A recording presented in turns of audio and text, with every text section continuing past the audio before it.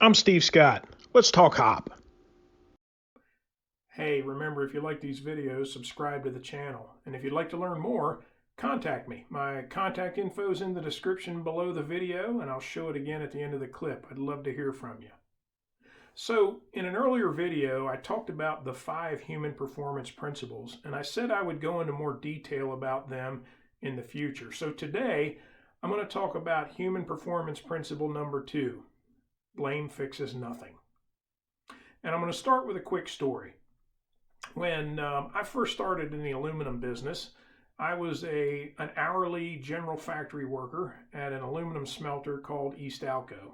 And I'd been there about 6 months, and I was working in a department called the cast house, doing a routine job. I was using a steel stamp to stamp some ingots right after a cast. And sometimes the metal formed a jagged edge at the bottom of these ingots. And on that day, I happened to bump my knee against one of those jagged edges, and I put a little cut on my knee. Now, I'd been told since day one, report every injury, no matter how small. So I go to my supervisor, I tell him what happened, I go up to first aid, get a Band-Aid, go right back to work. The next day, I get called into the office, and the general supervisor gives me a written counseling for unsafe work.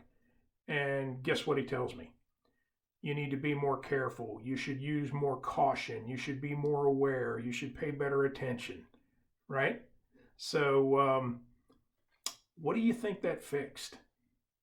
I can tell you what it fixed. I spent another about 9.5 years as an hourly worker at that plant, and I never reported another injury. That's what that fixed. Blaming people doesn't fix anything. So when I was thinking about this topic, it occurred to me that in the United States, there's a profession where the likelihood that your error is going to be discovered and made public is very, very high. The consequence of those errors is also extremely high, and that's the medical profession. When medical professionals make mistakes, often someone is harmed, so it's hard to hide it.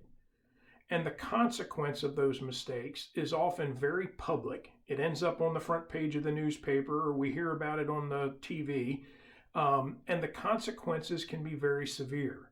Doctors could lose their privileges at hospitals. They could see increases in their malpractice insurance premiums. The obvious one that we all think about is malpractice lawsuits and settlements. In 2018 in the United States, over $4 billion was awarded in malpractice settlements against medical professionals. So if you think blaming and punishing people fixes something, the medical professional should be relatively error-free, right?